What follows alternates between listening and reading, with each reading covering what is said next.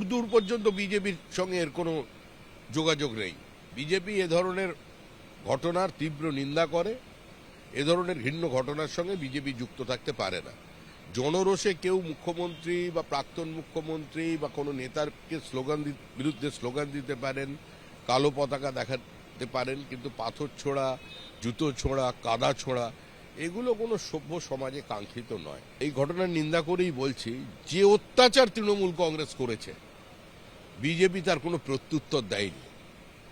আজকের যিনি মুখ্যমন্ত্রী তিনি যখন বিরোধী দলনেতা ছিলেন জীবন্ত পুড়িয়ে মারতে গেছিল উত্তরবঙ্গে, তাকে 67 বার তার গাড়ির ওপরে হামলা হয়েছে।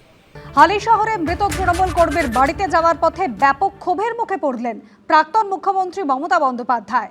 তার গাড়ি লক্ষ্য করে ছোড়া হলো জুতো, চটি, জলের বোতল।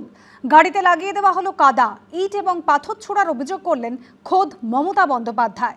উঠল চোর স্লোগান। বিজেপির দাবি, এই ঘটনার সঙ্গে বিজেপির কোনো যোগ নেই।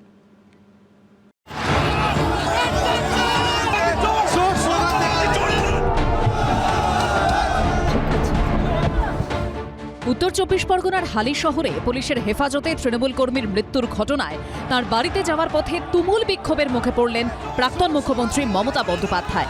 উঠল চোর স্লোগান।